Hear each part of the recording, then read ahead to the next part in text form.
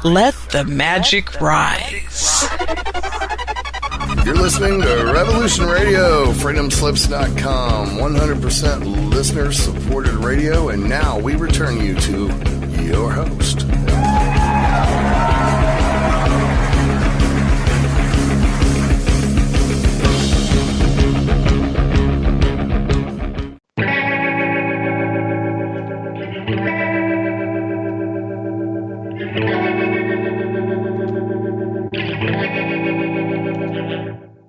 Howdy, folks. And a very big welcome to Jingly-Jangly.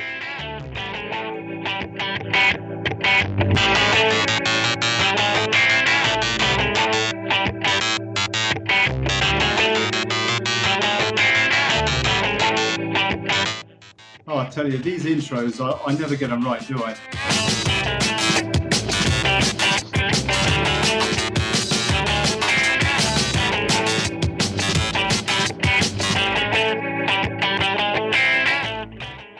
Yeah, no, there was an intro. Your weekly rep on the latest political spills and esoteric thrills, coming to you from Europe with me, Ollie Connolly in Spain, and him, Piers Garnham in England. It's 4 p.m. in DC, it's 10 o'clock here in Valencia. It's just past 8 in old London town. Talking of which, Piers, another quiet news week, mate. Very quiet indeed, very quiet. It's not just after 8 here, it's just after 9. You forgot the hour change, dude. I tell you, I just had a bloody nightmare. But my sound card decided to pack up 15 minutes before the show. No, but you fixed it. You fixed it. That's the main thing. You know, I mean, like... I'm bypassing it. Are you bypassing? So what, were you getting no sound effects tonight? That's a good question. No, we are, because you just heard the music, didn't you? Oh, well, yeah, you got the music up. I'm just wondering whether you've got any other little tricks up your sleeve that you can sort of patch in. Oh, I've got no idea. We'll have to play it by ear. We'll have to play it by ear. I'm just trying to work out which microphone I'm using now, because I don't think it's the one in my headset. I think it must be the one on the webcam. Does it sound terrible? It sounds a little bit echoey. Yeah, it's not as good as the cans you usually wear, you know, but yeah, usually you sound like in the room, but now you do sound like you're kind of just standing slightly just outside the room. But why are you not using your cans? Is that because of the sound card thing? Yeah, I don't know why, but I put them on and it just sounds absolutely dreadful, as though there's a real problem with the microphone. I can use I think the headset's coming through the sound card. But the mic, for some reason, I don't know, static shock on the board or something like that. Oh well, never mind. We can hear you. It's cool. What do we got? What do we got coming up tonight, Piers?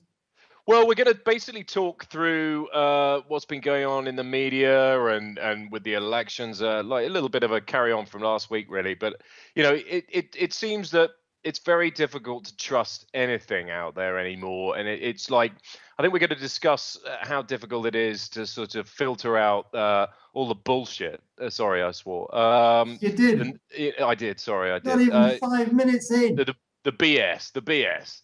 I think we need to sort of try, have a chat, general chat, and we can discuss all sorts of areas and topics while we're live. But I mean, like, it just seems increasingly difficult to actually grasp what's real now, because we're pumped so much crap and people buy it. It's almost like the whole world is suffering from Stockholm syndrome, and the sort of definition of that is that it's whereby people are held captive and start to sort of worship and admire their captors and start to believe in their philosophy and message. It seems the world has become, that's Democrat syndrome, isn't it? Well, it is. It's almost the same thing. I mean, it's it's just that there's so many lies out there. It's difficult to know what's real.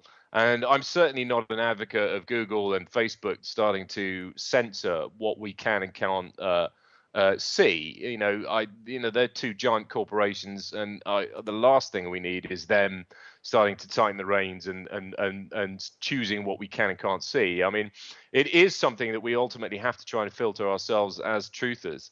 But it is becoming increasingly difficult because there is so much noise out there, and so much of it is just bollocks, basically.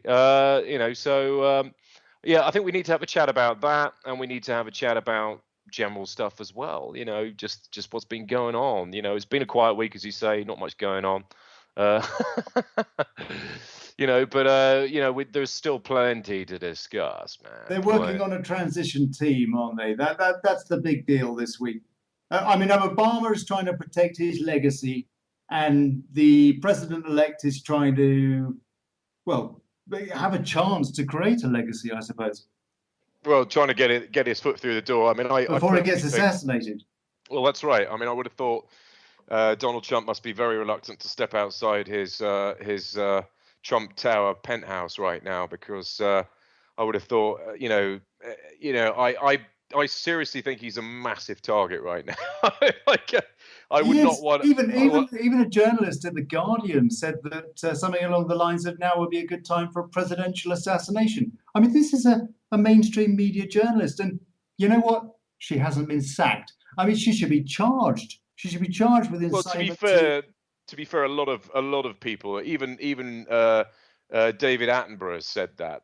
Even he said, maybe this is a time to, have a presidential assassination. It's not just Guardian journalists. It's a lot of famous people, So much for democracy.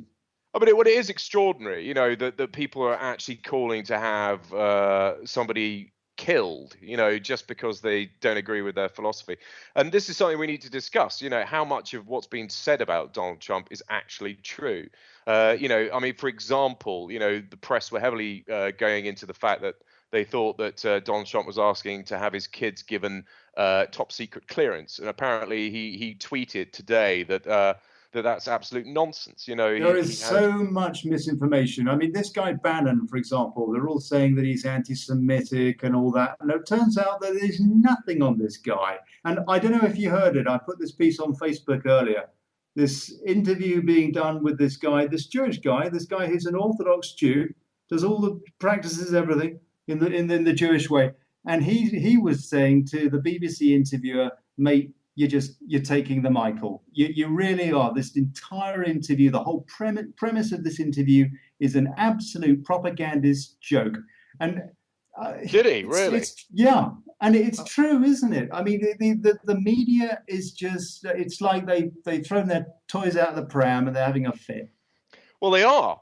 The thing is, we're in uncharted territory. The first time in decades we have a president-elect who is not in the establishment. As we said on previous shows, all the previous presidents, whether they were Democrat or Republican, they were the chosen candidates for the status quo, for the establishment, for the globalist agenda, and they'll say and do whatever they need to get elected. And then, of course, the status quo remains exactly the same. Through the 8 years that Obama's been in power, has anything really changed since the Bush administration? No. And before Bush, had anything changed? No. So people think they're voting for change and they think they're voting for the better option, but actually, when whoever gets in power, nothing changes. The status quo remains the same. Now, the difference between that and now is that Donald Trump is a completely unknown quantity. He is not strictly part of the establishment, although the establishment will now be bowing down on him and been, basically manipulating him to the nth degree, and the press are basically just poisoning the waters and saying anything and everything they can, making him out to be a racist bigot. It remains to be seen what happens policy-wise. A lot of what he's said, this abortion thing, I think that's not a good thing to get involved with. He shouldn't be messing with that sort of stuff. Well, he isn't. He said that it's already done. Oh no. Sorry. Well, I'm mistaken. I was gay marriage. He said that's already done and dusted. Right. Yeah. Well, you see, I think he is also talking the abortion about thing. I'm not so sure. That women will have to migrate to blue states in order to be responsible for their own bodies. And if they want to abort a child, then they're going to have to go to a state where it's still legal. But frankly, he shouldn't be messing in stuff like that. That's not his field. It's not. Women should be entitled to do what they want with their bodies. They carry the children. If they, it is a contentious issue. It's a massively contentious issue. But there are all sorts of areas where he really needs to look carefully and not, But I still think there's an enormous amount of rubbish being said about the man. There's an enormous amount of BS that's being published, and it, only time will tell in terms of finding out what really is the truth. And we can get into all of this tonight with our lovely guests, and we've got a couple of cracking guests on. Gary Branson's back. We've got Gary. We've got Gary, and we've got Gary who's going to be joining us in just a minute, and we've got Claire, an activist. Claire. We've got Claire Kennedy.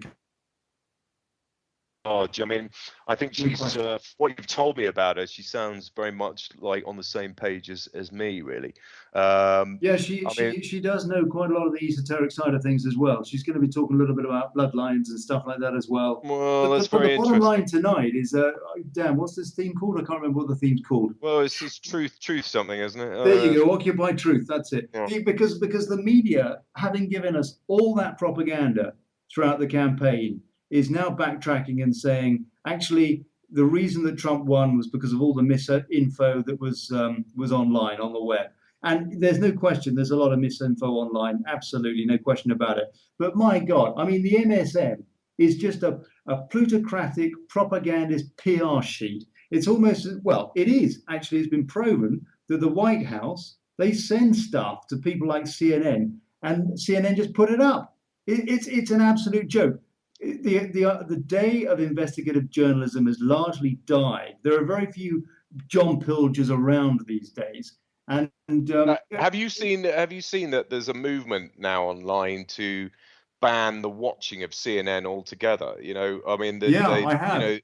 There's a movement now online to completely boycott CNN, so their viewing numbers literally just plummet. So, if they don't have any viewers, then how long will they, be able to operate? I mean, I don't know whether they are government sponsored or in some way, kept going by, the government machine in order to sort of proliferate the propaganda. I mean, certainly the irony being in the UK that we pay a license fee for the BBC. Yeah, you have to pay for propaganda or you go to prison. Basically, to be brainwashed. I mean, you get a fine at least. Yep. I mean, the BBC produce a lot of good documentaries, drama. Yeah. They're not an entirely. No. Yeah, but the BBC News. But BBC News is just pure propaganda. It is. It's absolutely blatant. I mean, I listen to Radio 2 in the car on the way to work sometimes, and I like the general programming, but as soon as the news comes on, I start to sort of feel sick because it's so blatantly biased and one-sided and has an agenda. Their top story today on the Today, is it no, what's it called, the one that they do? PM is the evening news roundup. And their big story, their top story was about misdirected funds, European funds that UKIP gets. And so UKIP is basically the anti-EU party in the UK. Nigel Farage was the leader and is the interim leader now of UKIP. And I'm not saying that UKIP is all fantastic and all the rest of it, not at all. Nonetheless, the BBC is saying how they misdirected funds that should have been used for different purposes, and they weren't using them in the right way. They didn't say how much, and they didn't say how.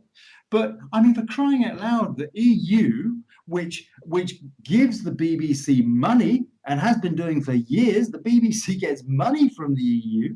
The EU has never, in 21 or 23 years, it's never been audited. Just like the Federal Reserve, never been audited. Never. I mean, it's just incredible. Instead of talking about that, and we're talking about 100 billion euros a year or something we're talking about there.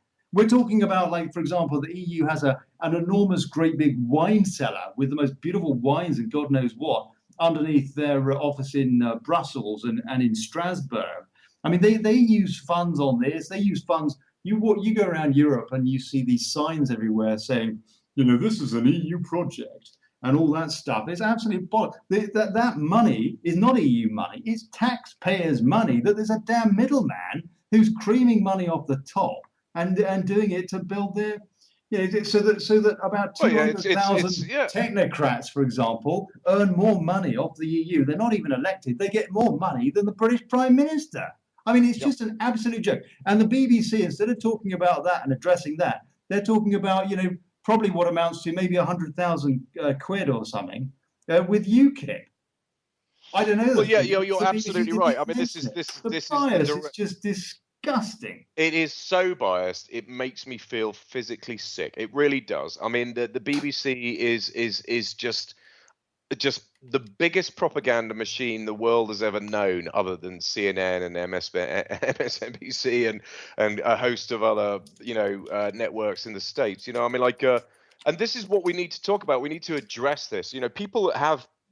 People are still dug in like ticks. They're dug in. They're not researched enough to be able to see outside the box. And the problem we've got is that they still turn on the BBC News or the ITV News or the Channel 4 News or CNN or MSNBC or whatever it might be, the BBC, and they believe it. They think that what they're getting is an unbiased. Excuse me. Hold on. I'm having a problem. Hold on. Yeah. Have you lost Oh, gee, I tell you. Excuse me. I mean, the EU and the BBC. I mean, hold on.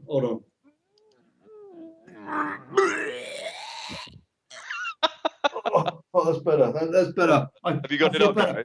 Have you got carrot all over your desk now? I got it. You got some big chunks of.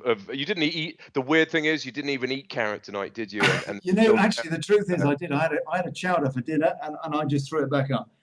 Gary Branson, are you there, sir? Are you there? Give us a laugh. Tell us about the US. Now, Ollie, if you're really going to sell the vomitorium, you need to have some sort of splashing sounds. Nobody's going to believe it without the splashing sounds, Ollie. Gary. This is show business. We must commit to the bit. Was that better? No. Hold on. No, that's rubbish. We need splatter. We need splatter. We need to hear that.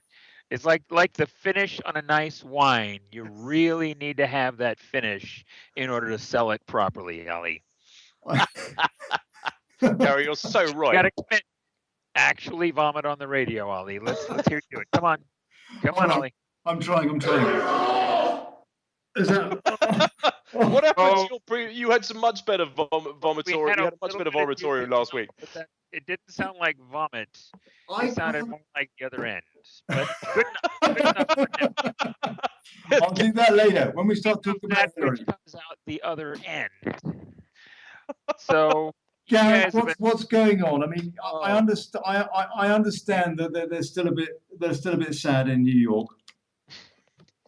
Yeah.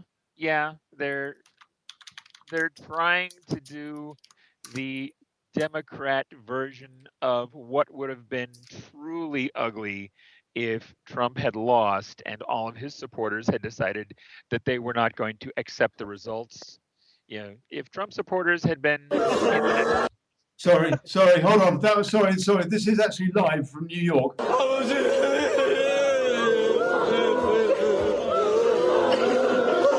That's George Soros and all that lot. They're meeting in DC. So sad.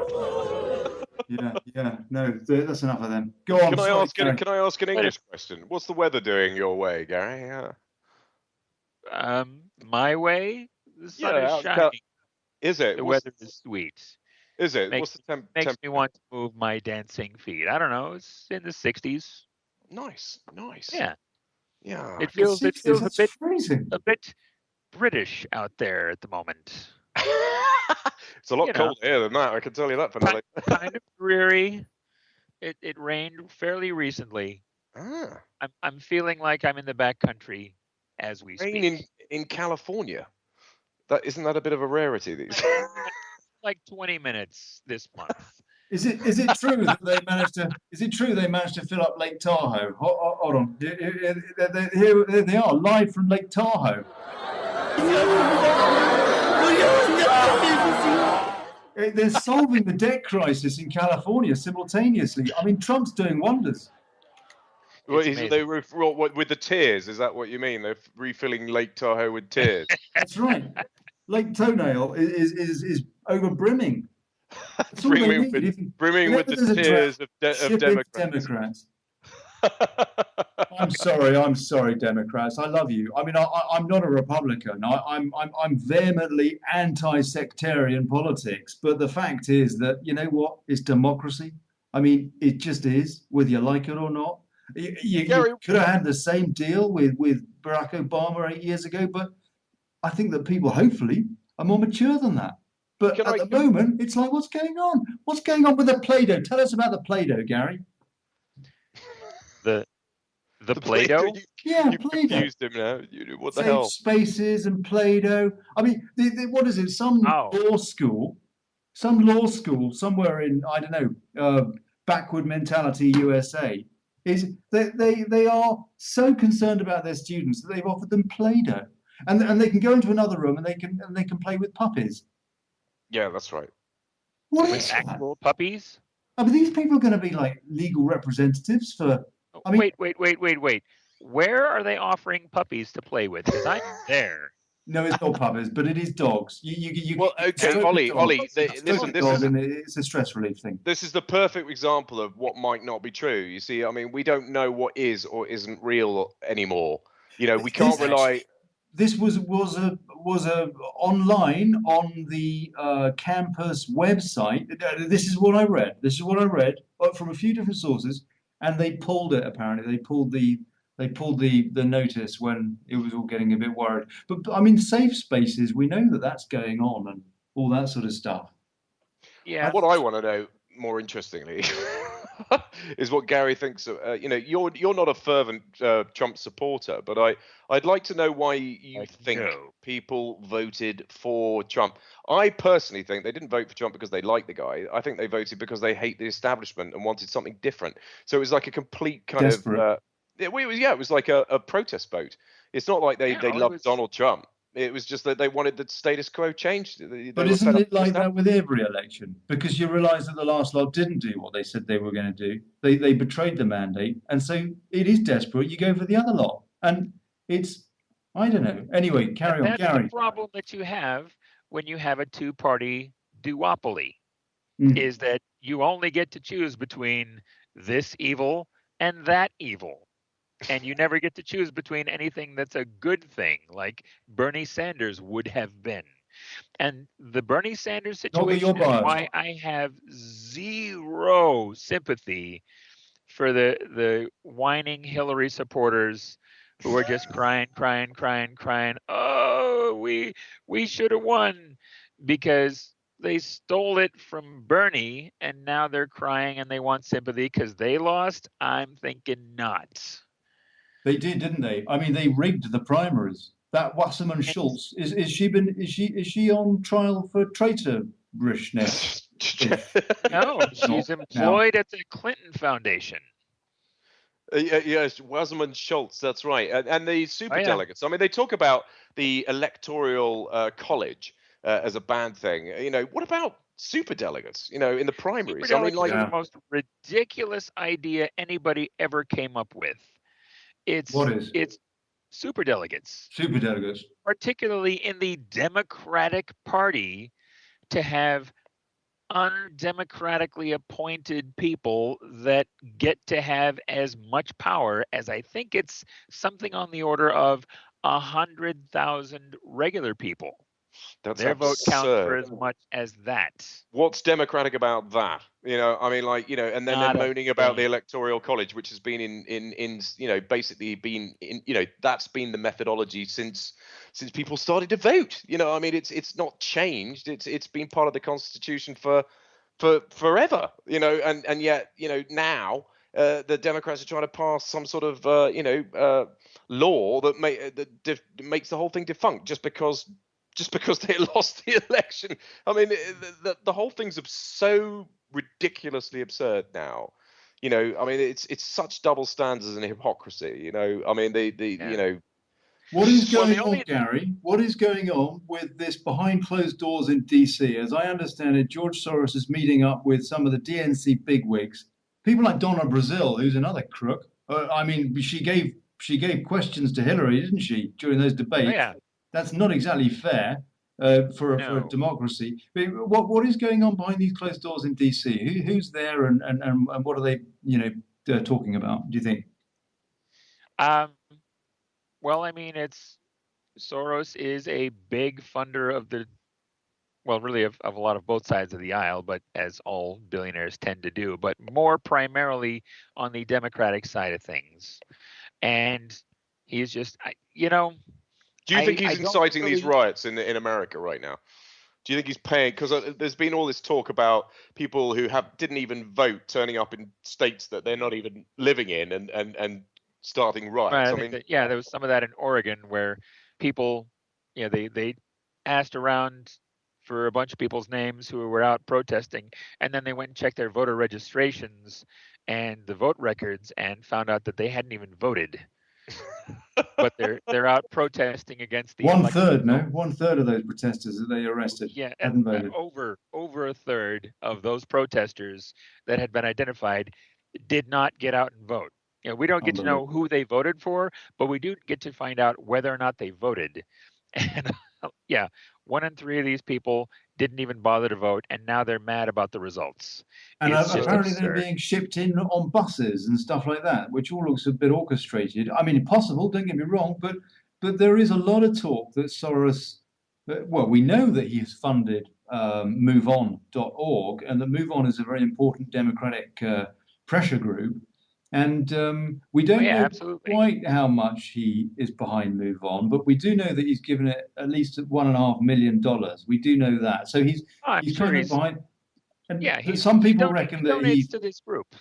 That's pretty common and not that big a deal because it's not a governmental group. They're just a political activism group, and he donates to them because he agrees with how they want things to be.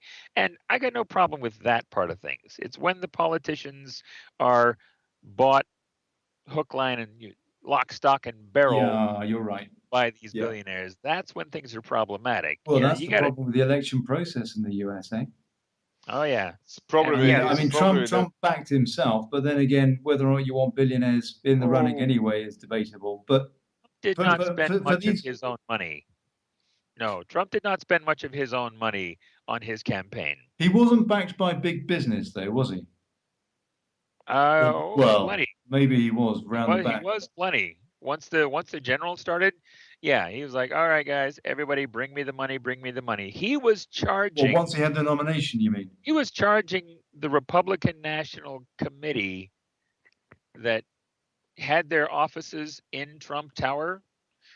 During the primary, when he was paying for it, he was charging like $30,000 a month for a whole floor of his tower. Once the RNC was paying for it, suddenly it's $100,000.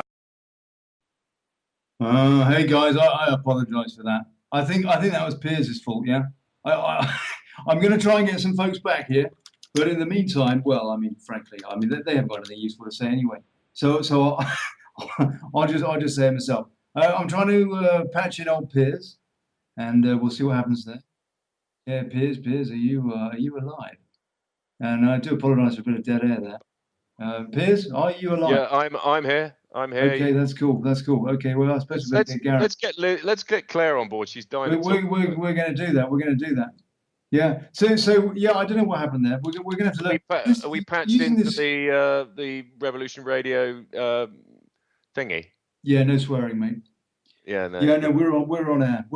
We everybody's listening, and I'm just pulling in old Gary now. Cool. And I am pulling in Claire. So we'll be there in a sec. See if we can do this. But the Skype thing is a bit, there's a bit to it, eh? I mean, it's quite easy to cut yourself off one way and another. I don't know how that happened.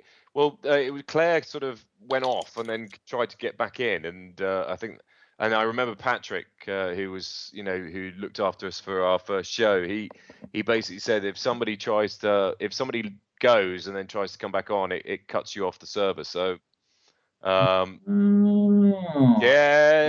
right. Well, that's the way it happens. Gary, are you there, mate? I am here again. Yes. Gary's good. Sorry about that. Claire. Well, look. Hi, everyone. Claire. Hey, Claire. Hey, we're all here. Hey, Claire. Claire Kennedy. Having a chat. nuts. UK Say hi to activists Gary in free. California. Hi, Gary in California. Hi, Claire in Bristol. Don't tell everyone I am. I've already got enough stalkers and haters. Are you sat there drinking cider, Claire? Or are you're sat there by the bridge over the river, like having a glass of scrumpy? Well, funnily enough, I'm actually from Somerset, which is really country. And the only reason Arr. I kind of speak maybe not so Bristolian, there's definitely a twang now. I've been here about 12 years, but most people in Bristol think I'm from London. Do 'Cause we speak very Bristolian down here, but people who know you don't talk like the proper Bristol. down in West Country, proper like Gert Lush like. Yeah. There's lots of them around. But I think if you spoke in the accent where you're really from, all our American audience wouldn't understand a word you were saying. I was going to say, it'd be very country. They wouldn't have a clue. It's a bit like speaking another language if you speak too quick as well. This has been a very chaotic show so far. Gary, are you still there, mate? I don't know where Gary is. Has Gary gone? Gary? No, he shouldn't have gone. He's still there on the screen, but He is. Maybe muted. he's I don't know. Get himself a cup of coffee or a glass of wine. I've kicked him off, and I'm going to try and pull him back. I mean, we might. Isn't that going to kick us off the show? No. We can do that. Claire, out of interest, because we're still learning how to use this Skype thing. What happened that we cut off? Was that your fault? I'm backing off my neighbour's internet, and then he forgot I was on it, so he locked me off, which then kicked me off the call. We've just dropped Gary. Gary's picture's just gone, so either it could be his connection. No, that was my fault. No, that was me. I kicked him off because I thought I'd try and get him back. All right, no worries. No, Skype. I don't know. I mean, it's very delicate, isn't it? It's a bit delicate. Skype is very delicate, and also if you've got certain things that they're discussing, I've had a whole show before where I've recorded a 2-hour show that was fantastic, and then what happened is when people went to listen back to the podcast, it was a violin symphony played over it for 2 hours. No. Really? Wow. Well, I want to hear about what you were talking about during that show. Everything. I mean, I talk about basically I've got loads of stuff going on with the local police departments here in many areas around the country. I don't claim to be a freeman of the land, but I do believe that there is some truth. I haven't paid a parking ticket or a speeding fine in the last 3 years, and I'm not in prison. I still have my vehicle, license, and everything such. How do you do that? It's a very, very simple principle about the basis of our society and that we're living in. If you go back to, there's a thing called the Pelion Police Principles, which come off the back of a guy called Robert Peel, who was the first inspector, or started the police. Yeah, my father's ancestor. Oh, really? How funny! Yes. Well, he sounded like a great guy. I loved his principles. The 9 Pelion Police Principles are set up basically to state how the police should be run. And one of the really interesting things about this is it actually states in the Pelion Principles that it's by consent. They can't force people, to consent. We have to consent to be governed. The police are the public, and the public are the police. If they have to use physical force, then they've lost control. And we start looking into things, and I know Pierce is very aware of these things. We can talk about bloodlines. Anyone for me who's involved in any kind of government, and I'm talking about, let's just take Trump as an example, okay? We can all assess that. I think, America's given a big FU or a middle finger to Clintons, haven't they? They've had enough of that. So Looks they're trying a new tactic, maybe. Unfortunately, we have to accept that we only get to pick of the 2 lesser evils. So why are we picking? Yeah. When do we pick? How is that? Tell me, someone explain to me how that is democracy. Here's your 2 options. Well, it's not. No, it's absolutely not. Living a decrepit democracy, and I think it's delusional for us to keep talking about democracy. And America and UK are the 2 most disgusting, violent, unkind, with the biggest hypocrites nations, hypocritical nations. They're pillaging. Africa is the most rich country in the whole world. Continent. We have raped them, and we now call them an undeveloped country. And now we're letting China do it. And how insulting, we should start really listening. You know, I keep making these. And that's exactly what we're doing in Syria, eh, Claire? Absolutely. You know, so we're in Syria at the moment. Let's talk about Iraq. You know, what's going on in Iraq? If you look at a picture of Iraq, we have Iraq in the middle, and then we have millions of American and UK bases around. And apparently, Iraq are the problem. You know, they've moved. You know, let's face it. What's in Iraq? It's the only country without a Rothschild bank currently. Oil's in there. It was. We actually, the Brits are largely responsible for drawing the current borders of Iraq, and we basically carved the Brits and the Americans. So they basically carved Mesopotamia up and drew the boundaries of Iraq. Which no, guys, you're way off. Am I? Go on, Put us right, mate. It is clearly Iraq's fault for the situation because decided to put themselves right in between all of our military bases. Yeah, silly stuff. You're right. Silly Billy. You guys really need to educate yourselves. That's right. So, you know, you can sit and you can look through the years about, you know, which country's been overtaken, you know, okay, now they've got a Rothschild bank. Amazing. Now our government's overrunning them. Amazing. Let's talk about Assad. Everybody in Syria supports Assad. You know, well, that's not entirely true. We don't know that. It's very hard to know what's true about that. It is. But he seems like a very, you know, softly spoken kind of a chap. I mean, as dictators go, he seems like quite an amiable one. It's the different aspects of Islam that cause the problem in that country, in Syria. You know, it's not necessarily Assad that's the problem. I mean, it's more to do with Sunni, Shia, and all this sort of the different dynamics involved with the faith itself. And you do have different districts and territories in Syria and towns that do despise each other. But Assad it has been painted as this sort of dynamic, despot. All that sort of stuff about him gassing his own people was probably, a CIA thing, just to sort of make him look worse than he actually is. I mean, in order. It could have been this. Yeah, it could be, but we don't know. But the bottom line is that look at Aleppo now and look at what it looked like 5 years ago. And 5 years ago, it was a beautiful city, and now it's a complete. It's a tip. We've got Yemen as well. Yemen and Libya, and all it is shocking what we're doing in the Middle East. Half the kids in Yemen are malnutrition now. I mean, because we put the Saudi Arabians in charge of the humanitarian thing. The human rights thing. Yeah. I mean, unbelievable. They behead people, and we have allowed them to be in charge of human rights. I think that tells you everything about our government and where they're going with this. I agree with you. And last week, the House of Commons said, you know what? We're going to continue selling arms to Saudi Arabia. That is our decision. The British people the second biggest arms seller in the world. We make billions of dollars a year, billions of pounds a year selling arms, and the irony is that we're selling arms. The British people don't want that low pierce, do they? Crap out of the Yemenis, and we're also giving aid to the Yemen. It's a controversial both sides of every conflict over there. It's very controversial, and I just wanted to go back. I was listening to you guys before I came in, and I just wanted to go back to a point that you were raising about the media. Yeah, that's what the show's about. We're going way off topic. Carry on, Claire. Thanks for bringing us back. Oh, sorry.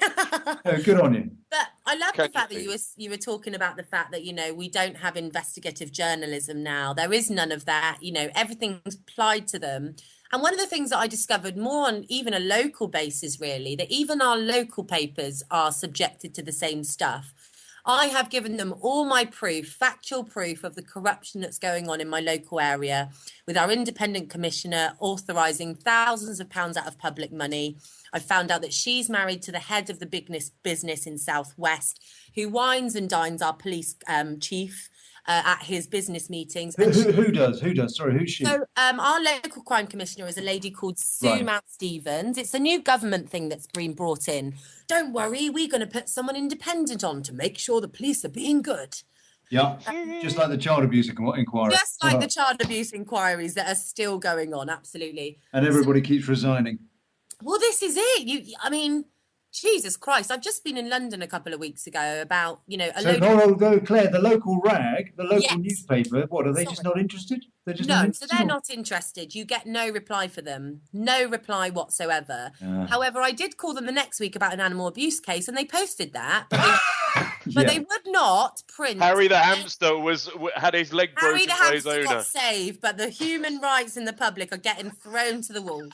Well, that's awful too. I'll tell you what, though, there's one thing about the Brits that the Americans need to understand, is that we've got a royal society for the prevention of cruelty to animals, and yet we've only got a national society for the prevention of cruelty to children.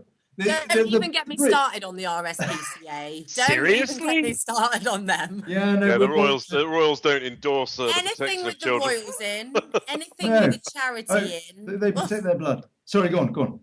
I was just saying about charities. I do a lot of work with cannabis oil and cancer patients and medicinal side of There's things. a lot of work for charity, mate.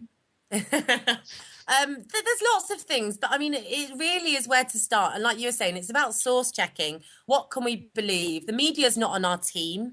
They are just there. This is where we're at right now. There are millions of people on a massive awakening. There are millions of people that have had enough. Enough. Now, I think it's very clear from the things that have happened in America and England that public are clearly getting a little tired of this. So they're doing certain things. However, we still vote. We're not actually really doing anything apart from spreading a bit of information. What happens tomorrow if they lock off of our phones, our internet and everything? How do I find one person? You're breaking up a bit. You're breaking up.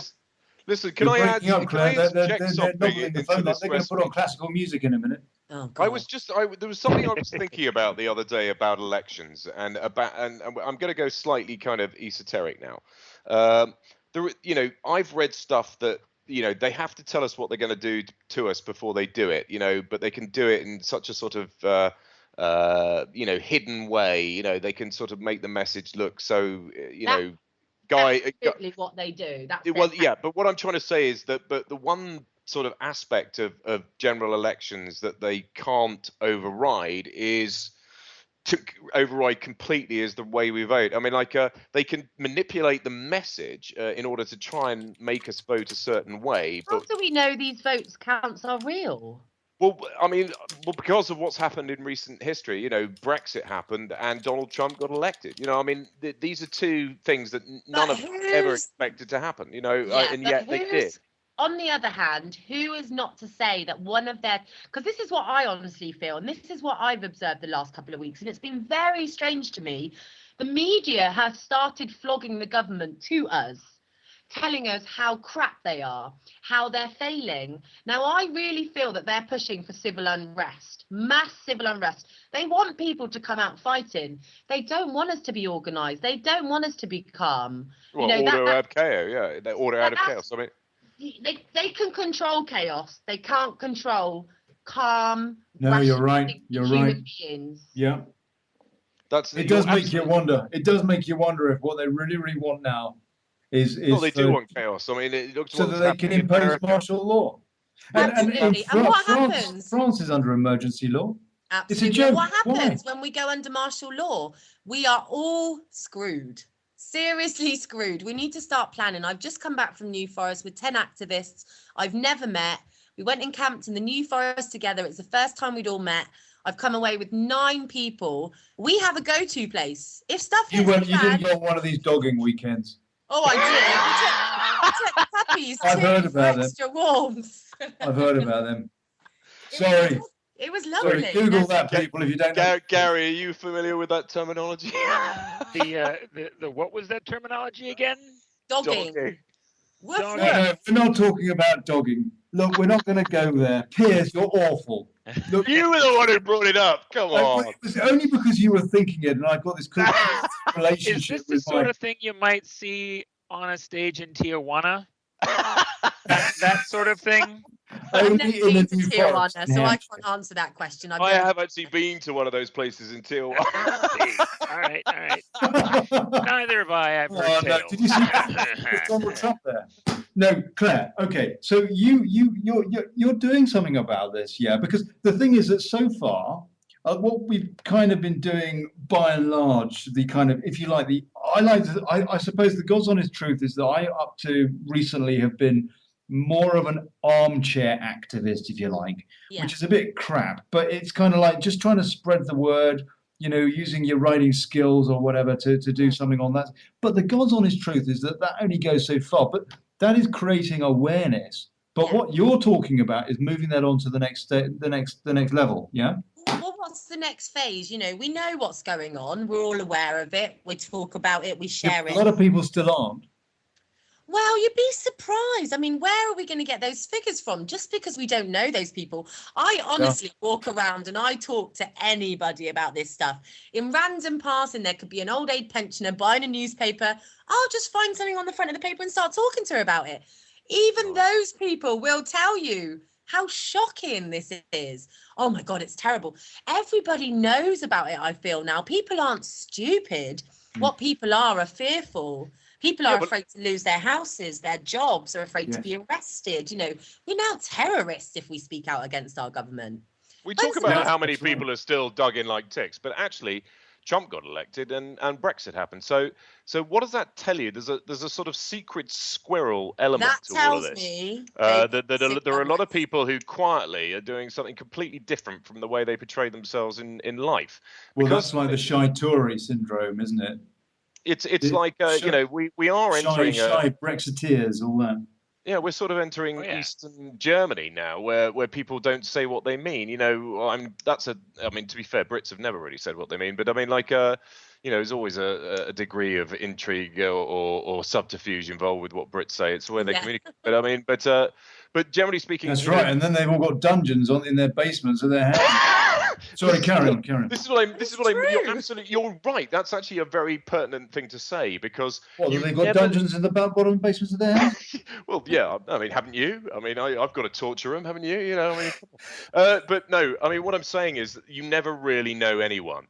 You never know anyone. I mean, you've got the face of somebody, the way they're perceived in public and by their friends and peers, and then you've got the secret person, the one that never reveals itself, and everybody has that side to their nature. Absolutely. I mean, some more than others, but we never really know who anybody is, and the fact is that enough people in this world created a kind of landslide, with Brexit, and a landslide with Trump getting elected, which means that there are a substantial number of people out there who are non-conformist and are doing something completely against the mainstream. Which means that we talk about this idea that people are still dug in like ticks, but are they? Are they really, or are they just pretending to be? Are they actually just sort of playing a character? All the world is a stage. Are we all lying to each other perpetually? Is it?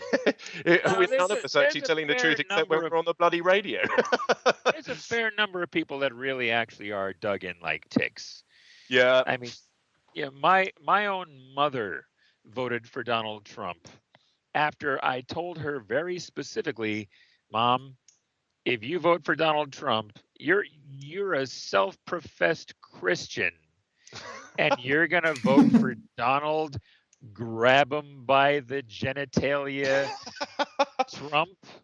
Yeah, he's an animal lover. He's an animal lover. Did you guys see the video of him being attacked by a bald eagle? Yes, I did. I thought that was quite funny. Yeah. I thought that was the most poetic thing I'd seen in a long time. There was something poetic about that, yeah. Yeah. And then there was another pair of bald eagles who were photographed stuck in a storm drain the day after the election. That summed up the United States in a nutshell right there. Two bald eagles caught in a storm drain. Unreal. What sort of tangled up together? Yeah, just definitely like a crashed Goonie bird stuck just down in the curb in the drain, couldn't get out. Two bald eagles. Jesus. The symbol of the United States of America. I'm just curious, actually. I've got a question for you three. You obviously, not to be disrespectful, but you obviously been doing a little bit longer than I. You're a little bit older than I, so more How old are experience. you? What a Claire? bloody Do you cheat. We're not mind? allowed to. Bloody cheat. Oh no, I'm 33. Oh, you're a proper youngster. Oh, right. Oh, hi. Well, hello, Claire. Hello there. Hi. I had a blood transfusion earlier with baby's blood, and so I'm just probably a the youngest baby. here.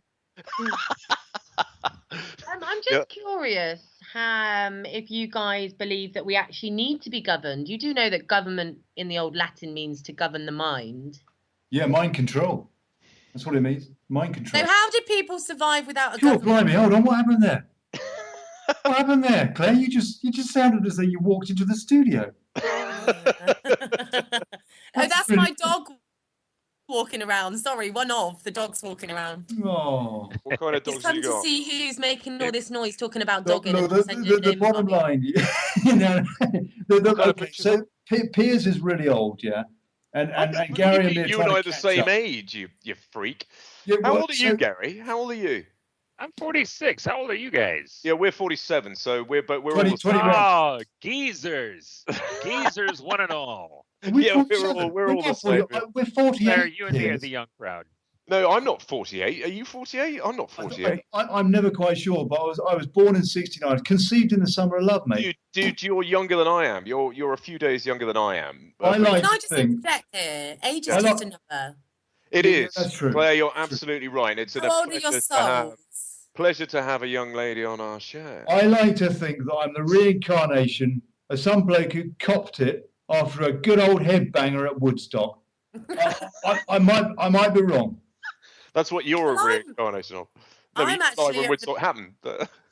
I'm actually of the belief that we are traveling through in these vessels that we call human bodies, and that we all have the knowledge. You know, I've never felt. I was walking around barefoot at the weekend in the winter, trying to ground myself with the earth. You know, people like to call me a unicorn, glitter He fairy. was dogging again. I was out dogging, a new age lover of dogging, bringing it back. We only met tonight. Claire, you're lovely. You're lovely. Oh, Claire, good on you. I'm just curious where we're going with this government. You know, no one's ever got the desired effect that we want. No one's ever happy with the outcome. And then what happens is that we all turn on each other after the flipping votes. And then it's back to wait another 4 years. Meanwhile, you've got the media, the mainstream media talking about race issues, talking about how we shouldn't trust the neighbours. Do you know what? The trust. Let's talk about the trust. You know, you've got Washington, you've got the Vatican, and you've got London. Yeah. Now, those three pillars are very important in our country. There's a reason that they're very important fixtures. And the same thing is trust in the terms of, you know, we can trust each other. You know, we don't have to believe the media. You know, we have to check sources. Absolutely. You know, I've got 5,000 friends on my Facebook. Probably half of them are stalking me and shouting rubbish about me in other groups. Yeah. But do you know what? I'm on my path. People are going to say what they want. Whatever's done in the dark always comes to light. But I do think we have to be more aware about begging for our power back, asking for permission. You know, all this, you know, oh, let's get excited. The elections. When are we going to get over this election crap? Yeah, absolutely. You're right. Guys, we're coming up to the top of the hour. We're coming up to a break here any time. Just so that you know, we're going to be you know, having to have a word with our sponsors. So just so that you know, because at some stage we'll have to. It's going to happen like imminently, isn't it? Yeah, pretty imminent. Hold that thought. The Vatican, DC, and London.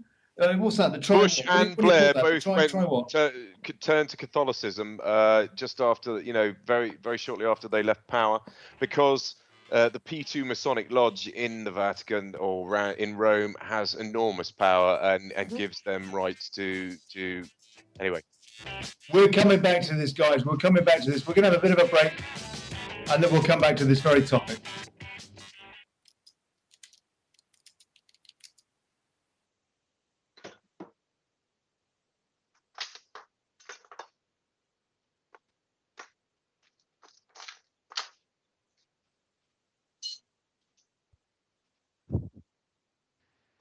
Hello?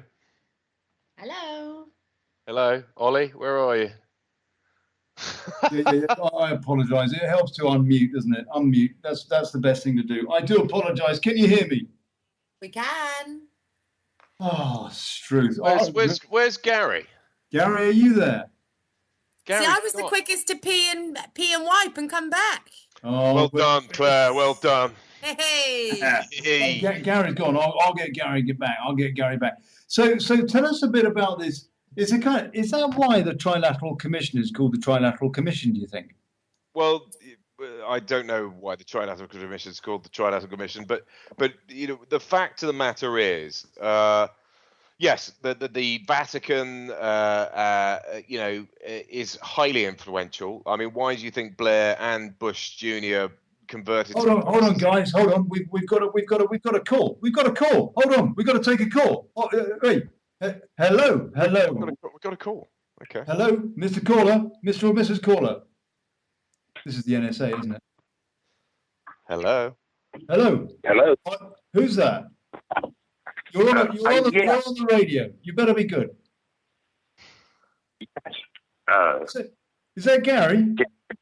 Can you hear me? I'm here, but it's Gary, not Gary. Okay. Gary's here. Gary's here. We've got a caller. Who's the caller? We've got a caller coming. We've got a caller. Tony Blair, are you there? Yes, I'm here. Hello, sir. Hi, Tony. Who are we talking to? You're talking to Brian Bush. How are you doing today? Is this Brian, Andrew? Brian, are you related to the Bush family? The Bush Billy's brother. No, I'm far from part of the cabal. Hey, you're a friend of ours then. Yeah, you're all right then. You're all right. We'll talk to you.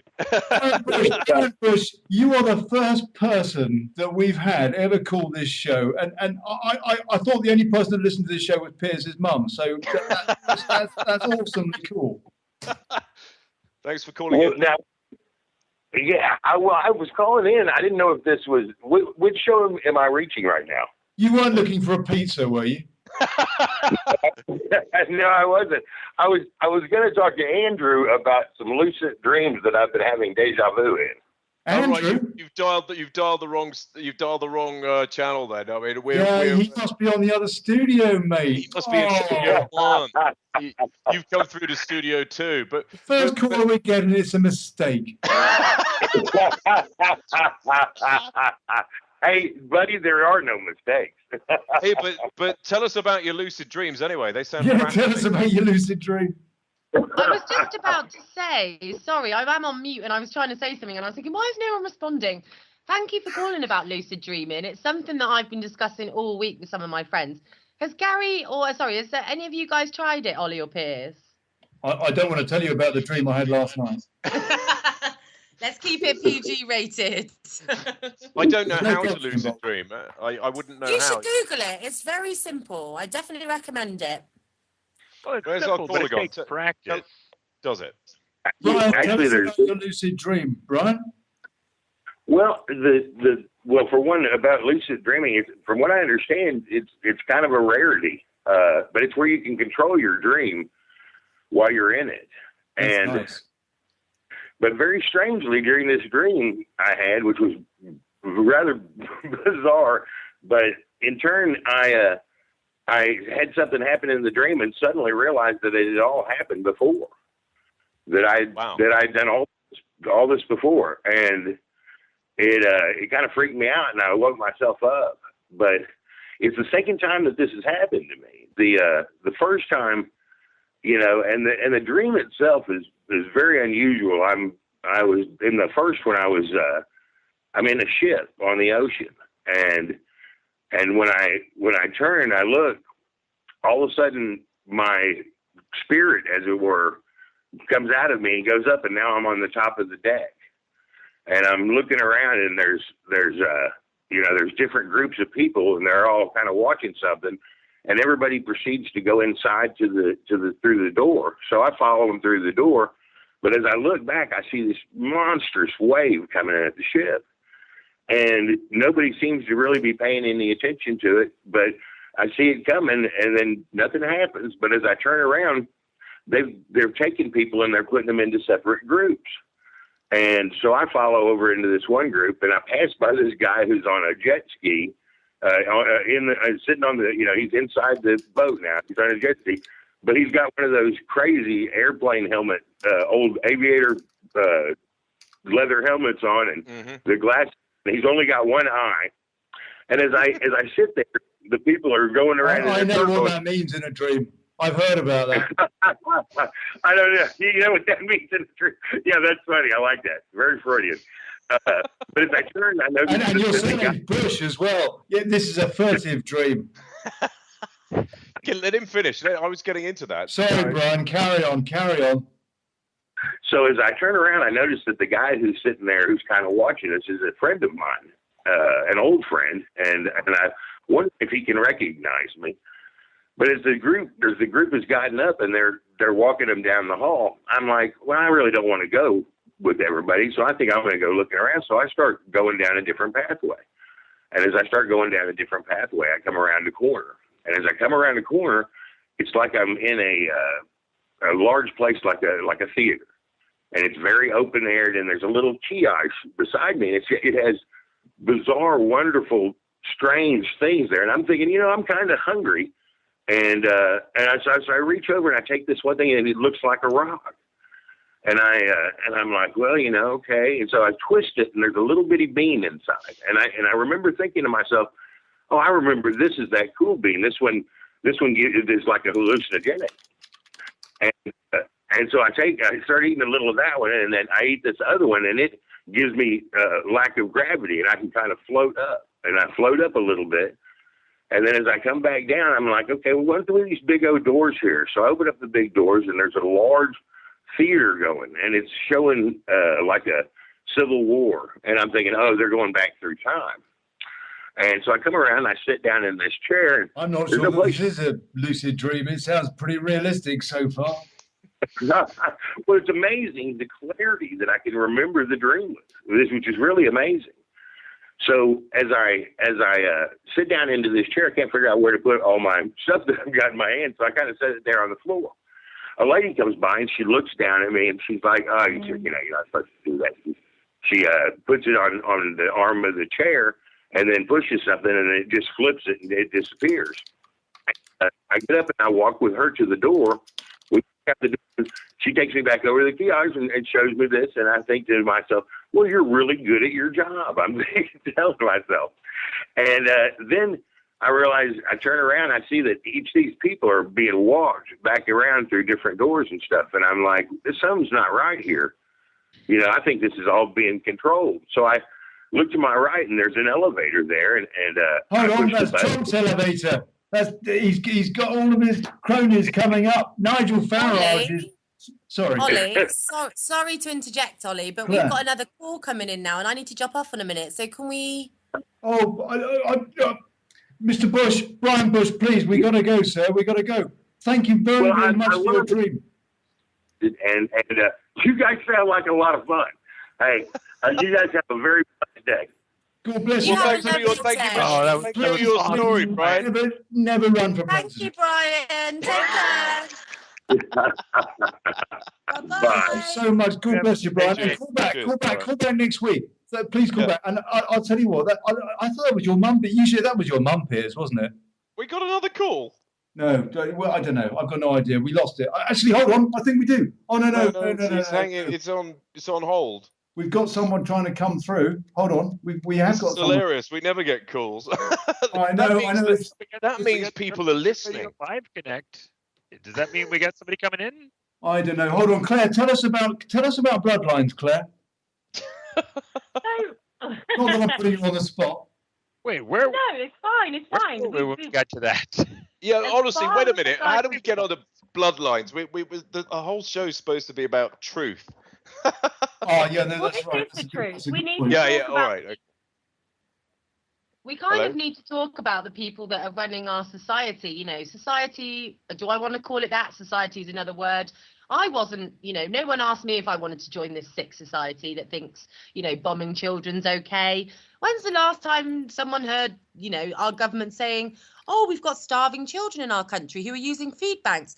Let's not pay for some more bombs. You know, we live in a country that always has money for war. And I personally am a little bit sick to death of people like doctors, you know, people that do lives. Do you know the only people that have had a pay rise in the last, since the miners' stuff has been the police? Now, there's a very good reason for that, because they need the police on side. But I don't know if any of you guys read the State of Policing report this year issued by the Queen. So she's basically even started throwing the police under the bus herself. She states that 27 out of 44... Queenie? Sorry? Who's been throwing... people under the bus? The Queen? Yes, the Queen issues a state of... Well, not her personally, but her head police person who's in charge of the police on her behalf. There's a report that's been issued called The State of Policing. It comes from Her Majesty's Service and it's written by her head honcho of the police. Now, they have categorically stated that in 2015 and 2016, you know, 27 out of 44, so that just to be clarified, that's more than half, of our police services have been proven to be failing vulnerable people. Unbelievable. So I've, you know, been tackling the police in different ways, bringing things to their attention. That's the biggest criticism of the police that you guys have in your country, is that they are failing vulnerable people. No, it isn't. The worst is that they're covering up paedophilia en masse. That's the worst. That's the worst for me. The fact that they're covering up paedophilia and they're covering up VIP paedophilia. And again, that covers vulnerable people. You know, we're talking about children. We're talking about... Yeah. And democracy. You know, it's also hijacking democracy. Absolutely. You know, what's your point with that question, Gary? What's your sort of issue over there? Over here, we've got cops shooting people dead in the street on a daily basis. Absolutely. But we don't have guns here, and I'm thankful for that in one way. Right. And on the other hand, I'm not, you know. Yeah, we might need them. We might need them. We've got big dogs, and they don't even want them in the house. Oh, come on, here. We've got plenty. Well, you know what? I'm not even going to lie. Getting a shotgun license is absolutely one of the things of my top bucket list for next year. Hold on, I don't know if appearing on this radio station is going to do your claim for a shotgun license. No, guys, just a sec. Just a sec. Talking of we seem to have a call coming in, and according to Revolution Switchboard, it's none other than His Royal Highness the Duke of Frogspawn.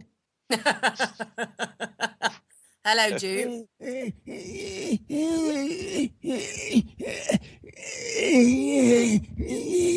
no, I totally agree. Prince Philip, sir, can you hear me? You sound like my car on a cold morning. You're live on the radio, sir. That sounds like warming up nicely, thank you, sir. Are you excited by the prospect of a Trump presidency? Slitty-eyed upstart! Where's my gun? You preferred Hillary? Ghastly! Elizabeth, pass that bloody blunderbuss, useless old crone. Ghastly, you say? This earlier on, or it's the young Eric. You mean Edward, sir? Yes, Edgar. Edwin, you little bugger. Take that. Steady on, sir. He's not even on the civil list now. Exactly. He's useless and I'm paying. Hold that thought, sir. I think there's someone on the Royal Intercommunicating phone. Philip? Oh, crikey, it's that bloody woman again. Always poking her nose in. Philip, please, what have I told you about calling into Pleb FM? I mean, really, you shouldn't encourage the peasants. Shooting pheasants. Got him. One less to feed. Oh, really, Philip? That's the third footman this week. Now look what you've done, Mr. Connolly, you naughty boy. He's lost his intravenous drip. Saline, Your Majesty. It's your majesty, thank you. We're progressive. Baby's blood, perhaps? Lizard, he's being disrespectful. Young man, you're a ragamuffin and you could lick my rusty bullet. Thank you, sir. Delightful. Isn't that the job of the Privy Council? Tell him, lad, take 2 barrels.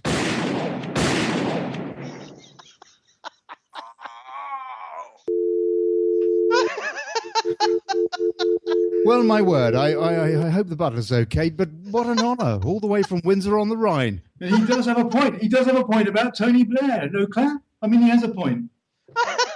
Did you do that? That was brilliant. What? Claire, wake up, girl. I'm here. He has a point. She's fallen unconscious. I was a bit like, oh my God, I can't stand those cretin reptilian shape-shifting voices. We get them all. Can I just ask anyone, have you heard about the human hunting games? Because I literally was just going to talk about it in a discussion. And then I decided to Google it. And a dailymail.co.uk article has just popped up, dated the 22nd of June, 2016. And it says, could Hunger Games become a reality? Now, this goes back to what Piers was just saying about they put things out there in our faces. They like to wave a lot of stuff in our faces. If you look at all of the stuff that happened, there was a 9/11 thing that happened. When that happened, it was actually on The Simpsons or one of the Disney car trailers with the plane flying in about 4 years before the actual event in 2001. So I do believe what Piers is saying is correct. They absolutely float it. It's one of their tactics. So I was going to bring that up with you guys, and I just wanted to Google it to point the link to you because it's been a well-known thing that the rich have a lot of satanic rituals, one of them being abusing children. There's been a number of child investigations, and it goes quite deep to do with satanic rituals. So I decided to Google it to have a little chat with you, and this is what the article says. Go on. In Daily Mail, Mom, this is getting published to the public. Could Hunger Games become a reality?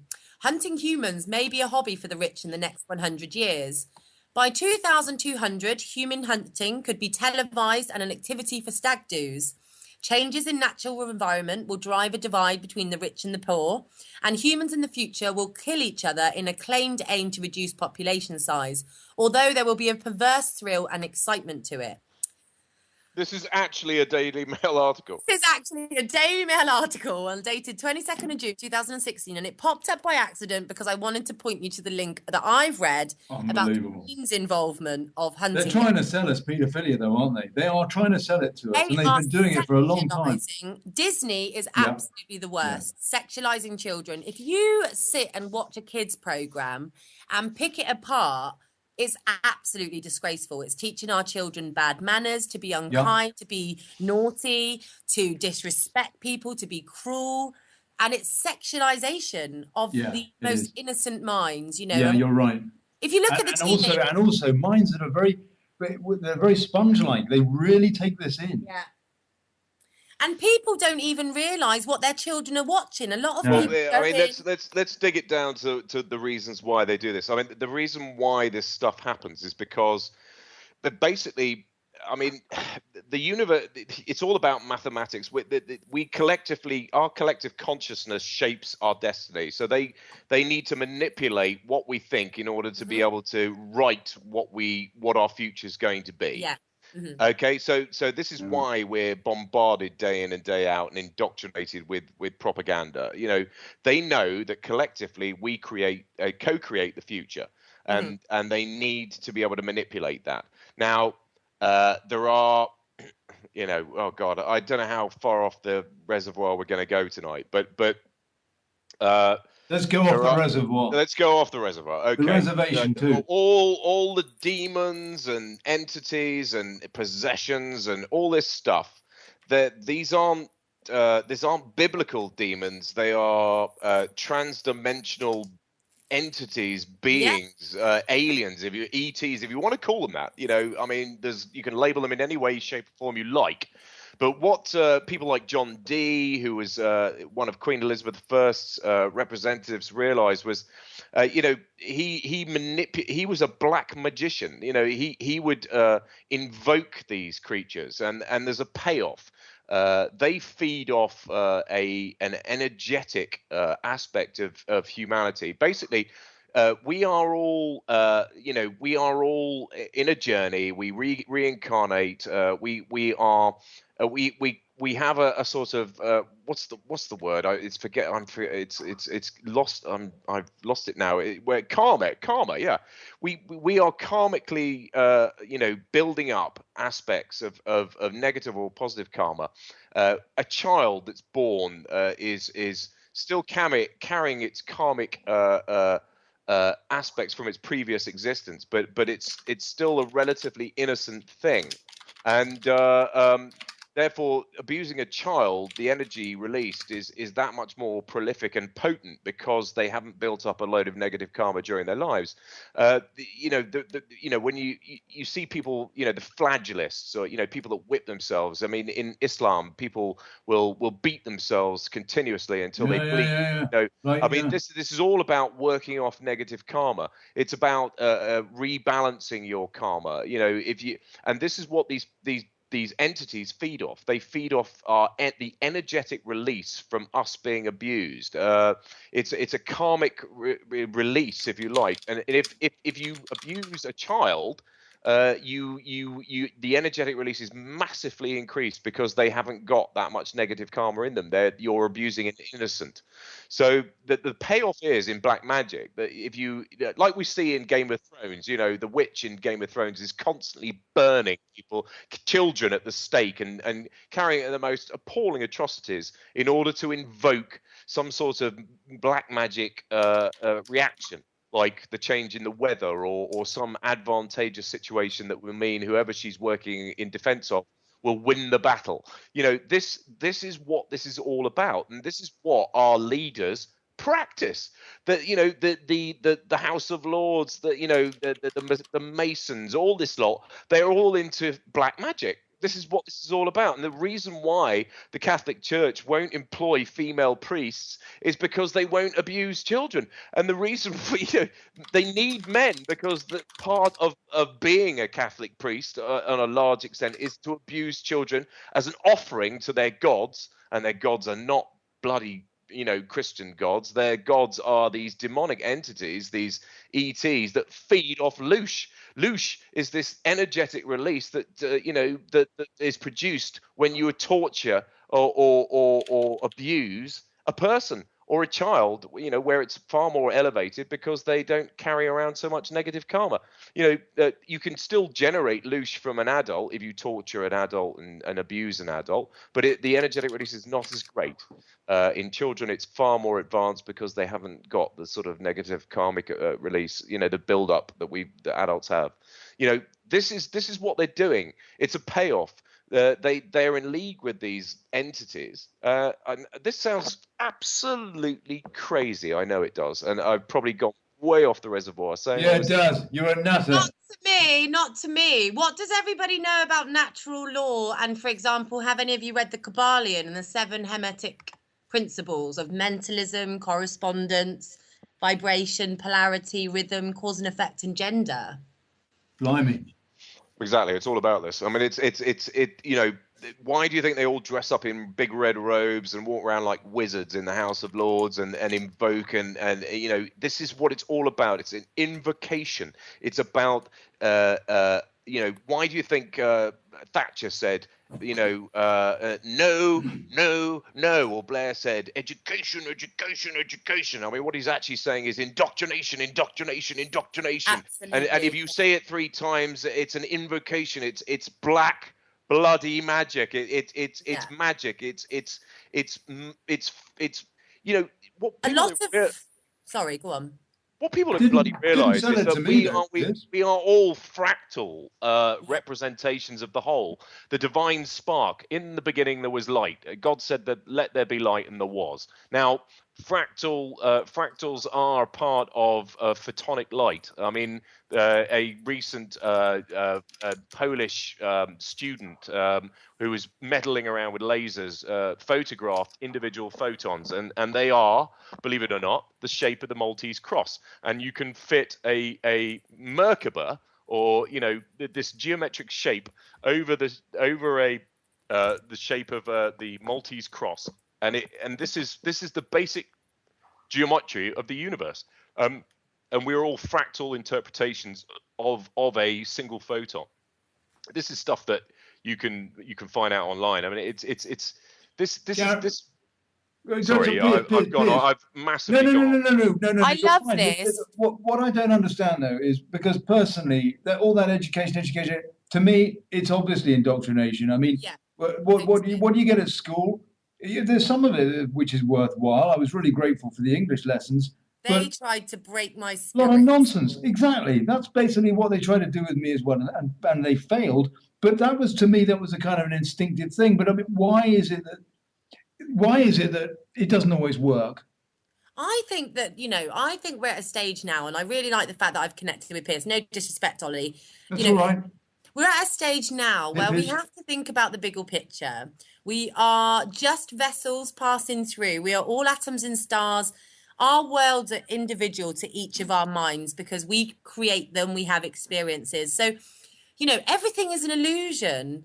Energy is a value of exchange, our time. And what people aren't doing is, if we could get this sorted very quickly with people that understand the bigger picture of sharing, caring, being kind. But unfortunately, we're all swamped. We're all begging for some direction from a government who are only directing us.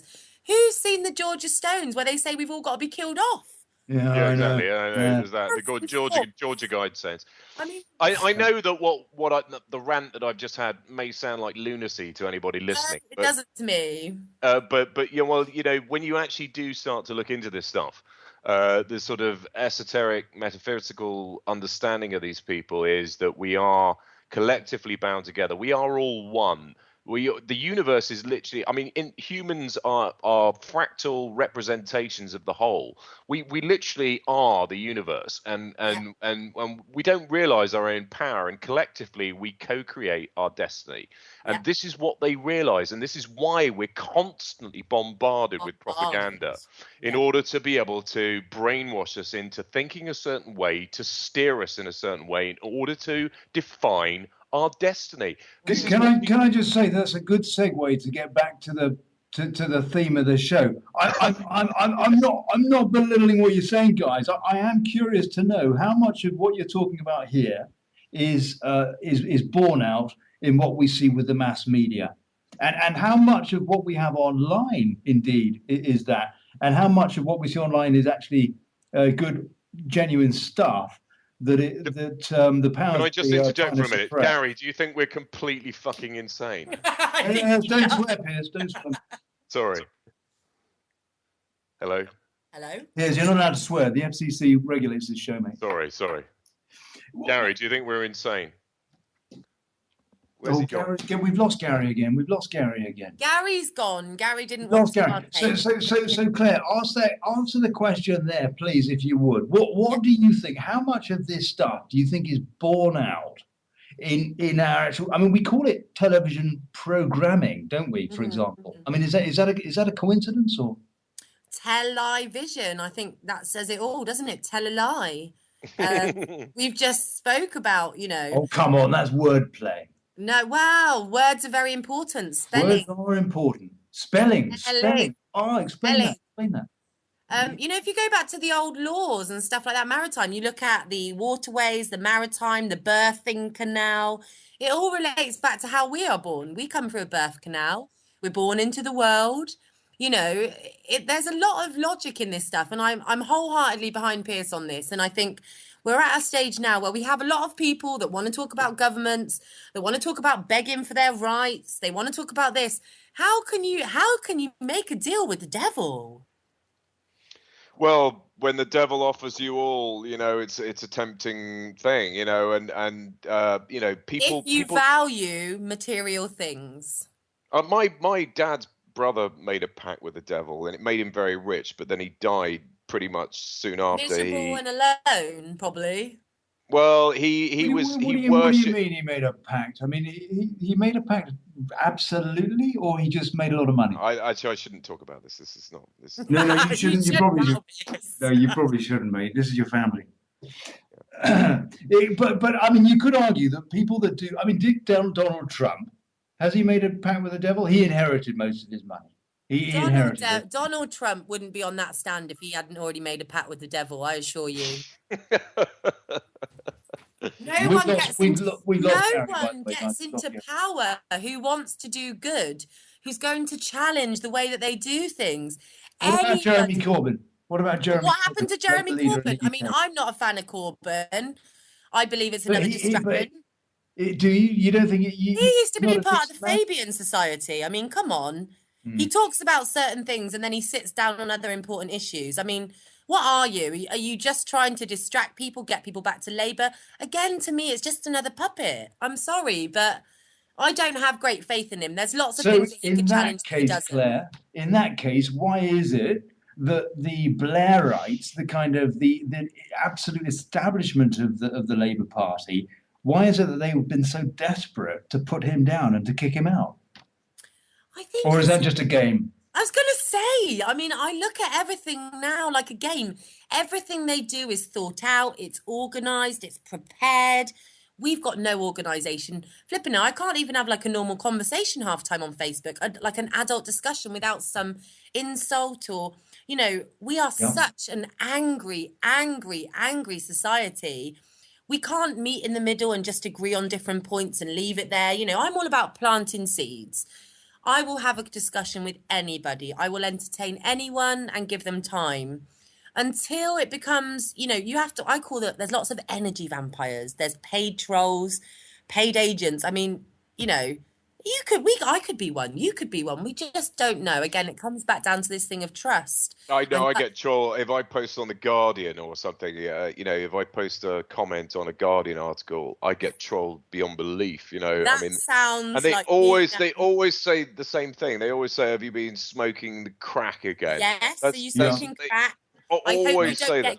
Their favourite one to me is, I hope you don't get gang raped and have to call the police. So I made a little special vlog for them. Well, no, I made a special vlog for all these little haters that keep talking crap because I say I don't call the police. So I made a little blog called Reasons I Would Call the Police. Now, we got down to rape. Well, number one, I wouldn't go to the police. I'd go to the hospital. And then the hospital would call the police. So that's not me calling the police. The other reason I would call the police is if I'm murdered, at which point I'd be dead. So I wouldn't be able to. So no, I absolutely would not ring the police. Some of the hate that I've experienced. Hello, is Gary there? Getting some echo. No, Gary, unfortunately, has gone.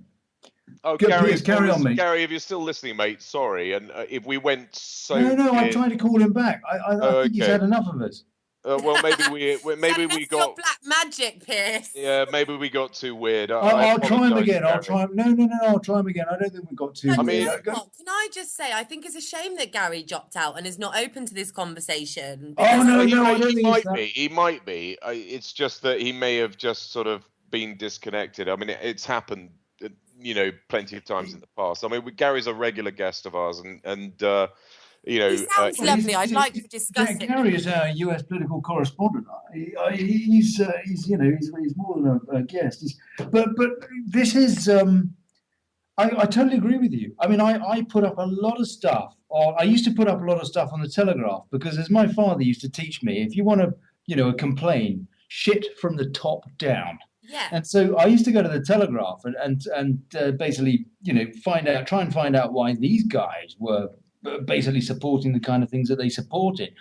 For our American lot, the Telegraph is kind of the most conservative rag that we have in the UK. But again, it's a very strange rag because whether or not they were supporting Brexit, for example, which you would think a conservative naturally would, they were kind of very, very flimsy on the issue until it looked as though Brexit might happen. And then they were sat on the fence. And since they've kind of pretended that they were pro-Brexit, well, they never really were. But I mean, whether it's them or whether I post in the Guardian or whether I post in the Independent's actually the worst. The comments back are they're just belittling. They're just basically trying to belittle you. They can't argue your point, and so they insult you. And to me, it strikes me that is, as you were saying, Claire, it's an easy knockdown. They haven't got an argument. but they desperately want to try and show other people that there are people that think that your opinion is invalid. Yeah, And largely it tends to work with people, I think. The division is there. There's one thing disagreeing a point. I mean, we can all disagree a point. That's the beauty of human nature, that we're all different and the colourful fabric of life. Yeah. And I just think, we are so angry and feel so helpless in our society that we're currently forced to live in and under, because there are no options really apart from getting out the country and going to another government. The favourite thing is, if you don't like it, why don't you leave? Well, why should I? Why can you not grow a pair of good old British balls and start standing up for, people, this whole thing about the war annoys me. You're talking about respecting the dead who fought in the war. Oh my God, these poor people would be turning in their graves that we have not got any spine. I We're not agree. in the NHS. If you want to show some respect to the dead of war that have fought rich man's wars, there's a good reason they don't send our prints. There's a good reason they wear dog tags, because that is all they are to them. And we have to stop giving our young men, and telling them that this is a proud and honourable thing to do. I assure you, they will not take care of these people when they come back. They are nothing more than collateral damage in a war. They don't look after the families. Cannon fodder. Respect the dead, and we still are keeping going. And this is why I just can't even vote in a political system that treats people like that. This isn't about war. We're not invaded. We are the most disgusting nations who are pillaging our whole world. Yeah, we are. We're terrorists. Our governments are terrorist governments. We sit here and we silently plod along. We turn a blind eye. And there's one thing that they said. It's one thing to oppress people, but the people that turn a blind eye to this oppression are as bad as them. And it all comes down to fear and not feeling supported. And that's what we need to do with each other. We need to support people. We need to learn how to communicate with respect, integrity, trust. All these things that are based on, people laugh about the King James Bible. I've got people that the police can't even take into court over growing of huge marijuana grows, because they know they're going to get turned over in court. Because hold on, people, hold on. We've got a call coming in. Hold that thought. King James Bible. We got a call coming in. Let's take this call and see. Claire, can I while you're getting the call in? Yes, hello, caller. Good evening. Are you? Hi. I just wanted to call and say I'm so excited to be hearing something new, and you guys are funny and entertaining to listen to. Something that I've noticed is on Revolution Radio, listening to people from various places, the UK, Canada, Australia, here primarily. Sounds like we're all in the same boat. Everyone's complaining about the same thing wherever they live. The same thing seems to be happening everywhere. So it's nice to know we have brothers and sisters, Team humanity, everyone. It's not about invisible borders. We are all humans and we all love each other. And only together will we achieve anything. Right. What's your name, my dear? It's Suzanne, and I'm calling from Southern California. Shout out. Welcome, Suzanne. Is it true that Lake Tahoe is now filled in, Suzanne, that it's filled in with all the Democrat tears? Repeat that again? It wasn't very clear. I heard a report that there were so many Democrats crying in California that they solved the drought problem. Wouldn't that be nice? But I think we need fresh water, not salt water tears. No, I don't know what's going on. I think you can't listen to what is presumed to be news from anywhere without just shaking your head in disgust and disbelief. It's so mind blowing that you can't wrap your mind around it. There's no What do you think, Suzanne, about this election that's just happened? I mean, either of these two candidates, would either have been better than the other? Or I mean, do you see any hope, or what's your takeout from this election?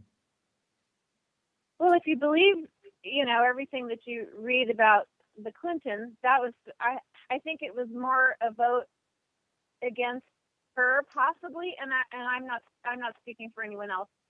I'm just presuming. Yeah, I think you're right. I think people voted as a sort of it was It was a protest vote. It really was a protest vote. I don't think it's the fact that America loves Donald Trump. I think they were just fed up with the bloody establishment. It was, they're fed up with the status quo and they just want something different, really different. Not just, But also, it has to be said, he got about 37% of the vote, and Hillary Clinton got about 36%, and the rest didn't vote at all. And so to say that, he got the majority of the American support is nonsense. And for her to say the same, because actually, it depends on what you believe, but it looks as though she got more votes than he did. He won the Electoral College, she won the popular vote. But either way, neither of them really got a particularly handsome mandate. I mean, what do you think of that, Susan? And if you look at them, just sorry to interject there, Susan. I was just going to say, if you look at a relevant point from our last election here in the UK, it was exactly the same thing. 17 million people in our country purposely choose to give a big middle finger to the voting system. There has been a petition every year for at least the last 5 years asking for a none of the above box. Yes. Been issued. Absolutely. They've got to count spoiled ballots, count them and account for them. There's many spoiled ballots. Many of my friends go and spoil a ballot because they're not counted though, Claire. They're not counted. That's exactly. I say to them, don't even bother wasting the walk. Either go or don't go. Don't just go throw and them spoil away. The ballots. That's outrageous that they don't count the about protest. the message. But sorry. Democracy is upheld because Brexit happened. You know what I mean? But has it happened? We're still discussing about it. Yeah, all right. Yeah, no, you're right. It's probably going to get overturned. Obama is sat down. 5 years. And Donald Trump will probably get assassinated before he ever takes office. Obama is sat down with Angela Merkel today, plotting how to stop Brexit, because without the British money, the EU collapses. And they need it. Plutocracy needs the British money so they can keep flogging their nonsense. Well, the whole idea of the EU was to create a federal superstate in Europe, mimicking the United States, and then we were going to lasso the United States and Europe together under the Transatlantic Trade Investment Partnership, one world and create one world government. One giant superstate.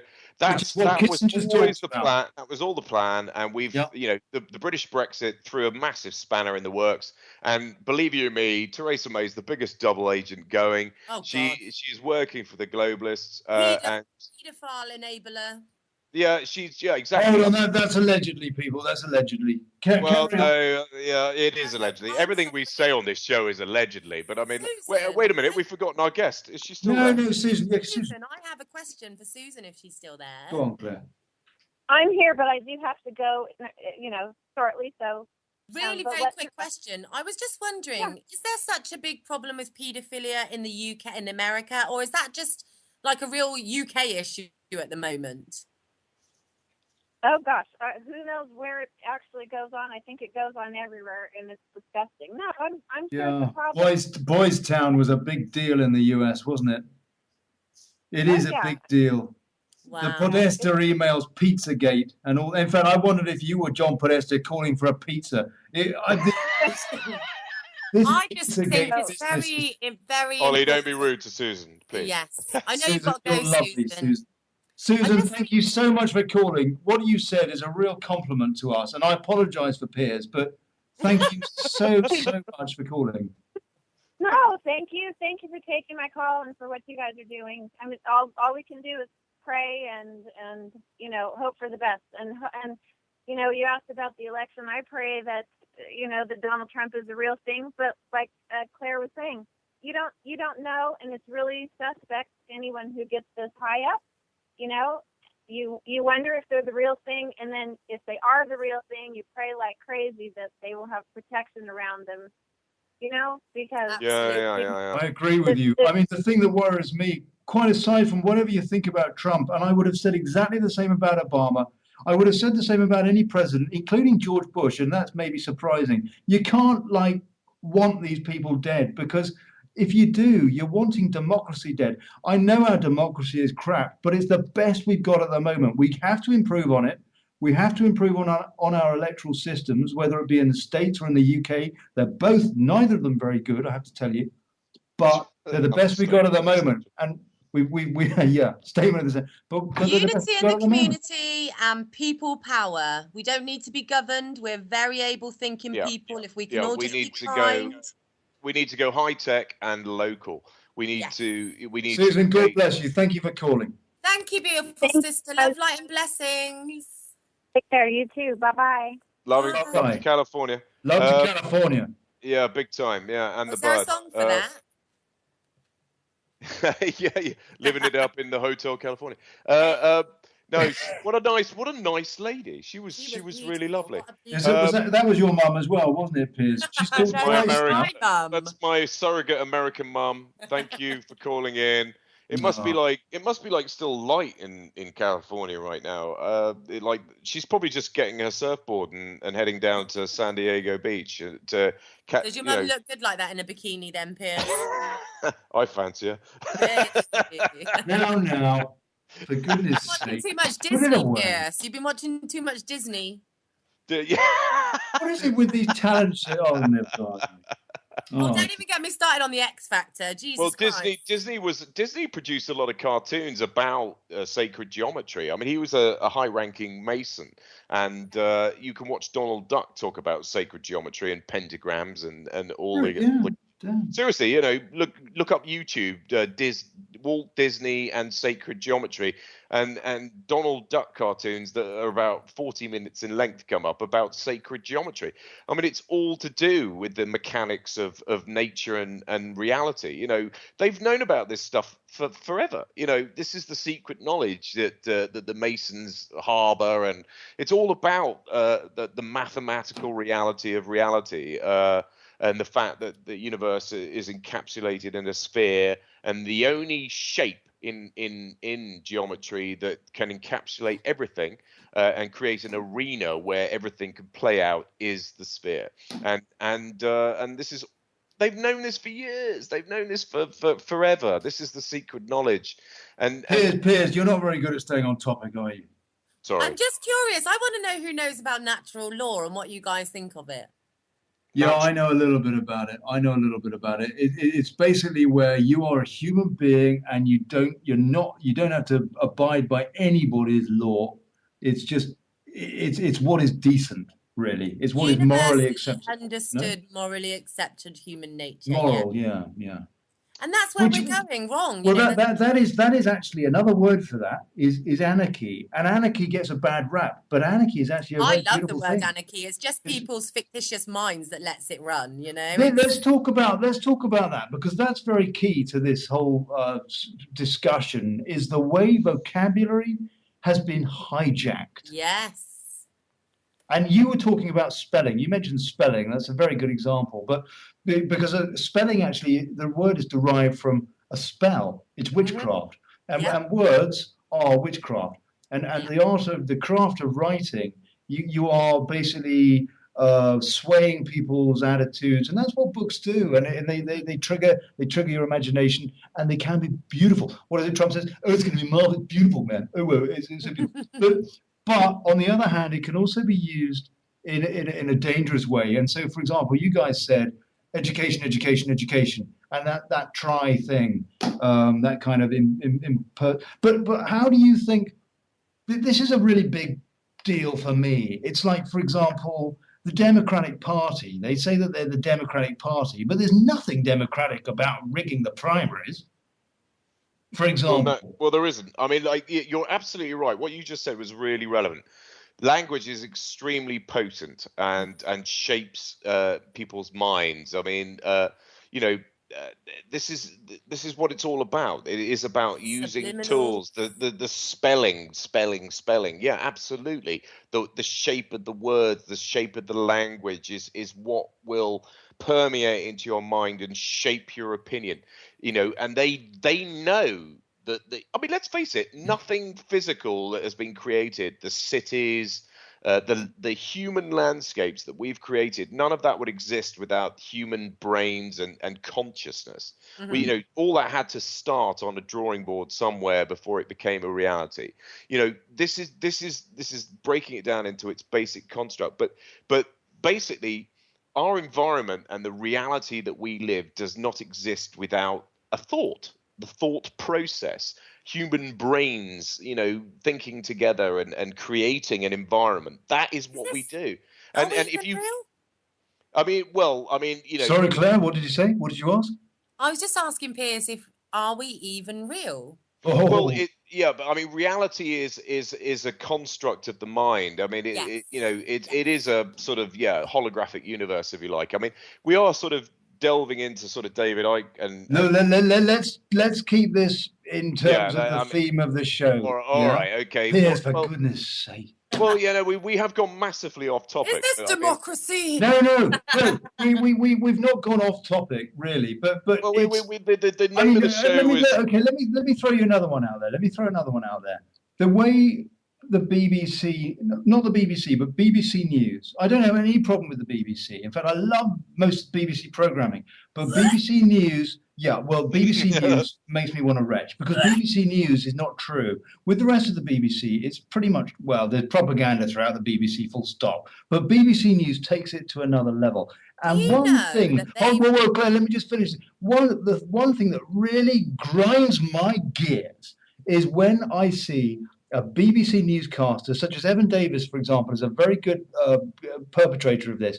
He talks. He's got Pierce. He has propaganda. Anna Prince Albert. He has propaganda spouting out of his mouth, but he says it with a smile. Yes. That to me is very, very powerful propaganda. To me, I like Evan Davis, but what he says is horrid because it's lies, pure lies. But he says it with a smile. Do they know they're lying, or are they just part of the game? I don't think people do know that they're lying, Claire. That's why people watch Newsnight, or that's his show. I think it was quite interesting that the BBC had a David Dimbleby is very good at that as well. I think it's quite interesting that the BBC had a massive £1 million. Anderson Cooper's very good at that. Let her finish. Sorry, out loud. Sorry. Jesus. Sorry. Let's try and keep this media relevant. Dude, give the girl a chance. I was just talking about your favourite people, the BBC, and just wondering what you thought on their big sort of clean out. They knocked down. Did they knock it down, or did they completely have refurb? I think I'm getting confused here. Parliament's had a refurb where they've gutted everything, and we believe that was to remove forensic evidence. And the BBC actually either ripped down their whole building and rebuilt it back in, I think it was 2012, 2013. And we also believe that was to do with the forensics.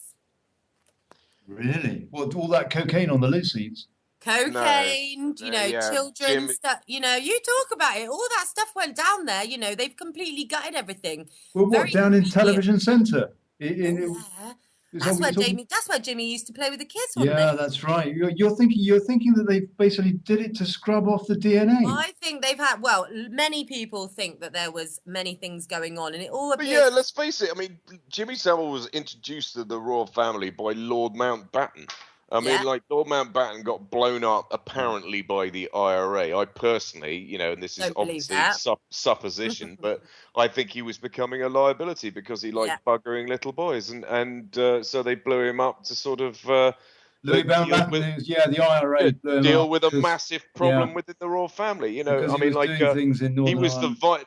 one of the viceroys of India, allegedly, he loved to play with little Indian boys. This is a high-ranking member of the royal family. That got blown up to hush up a situation, and he was very influential in Prince Charles's life, and now we've got Prince Andrew hanging out with Jeffrey Epstein on his private island, and Bill Clinton and Hillary Clinton, and Christ knows how many other influential VIP people, who were basically Epstein. They knew he had predilections for. We're coming up to the top of the show, guys. Claire, thank you so much. Thank you so much, Claire It's Kennedy. been a pleasure. I'd love to have you both on my show, Unity in the Community, and we can hash this out a bit more and drill Ollie. Yeah, can you come back on our show as well? Absolutely. I think you've got plenty more to say, Claire. I think so. I think, Claire, we're going to have you back on this show pretty soon. Thank you. And can I just say, Gary, sorry we lost you, man. It was. Sorry, Gary. I apologise. Yeah. God bless you, Claire. Thank you, guys. I love you both. Keep doing amazing work. And big love to everyone listening. Stay strong, guys. People power. People power. Love you, Claire. Thank you for coming on. Speak to you again soon. Bye. Oh, Piers, man, I'll tell you what, my word, another big old headbanger, no? I mean... Well, yeah, we never have enough time. We could do this for hours, you know? I mean, like, we get... well done for getting on some cool guests. Claire was... Mate, you should stop saying that, mate. We got the guests, yeah? You're not supposed to let the cat out bag, yeah? We've got a team of about 8 or 10 people behind us doing this. You just come on and, sort of spout wax miracles. Do our thing. But Gary, I mean, it was sad that we lost Gary. I'm really sorry that we lost. We're leaving. I want to say thank you, Piers. Thank you. I want to say thanks to our guest Gary Branson and the people that phoned in, Claire Kennedy, and thank you to Susan in California, and thank you so much to Brian, and thank you to the Duke of Frogsbourne, Prince Philip, as well. I mean, that was great, mate. Well done for doing that. That was hilarious. Wonderful, I'll tell you. Well, thank you so much. That was great. That was a great little skit. I loved it. Oh, mate, you're blind. I'll tell you what. Good luck, America. Yeah, love America. Bye. This is Jingly-Jangly. Hey, give some money to Revolution Radio. Yeah. Get your wallet out.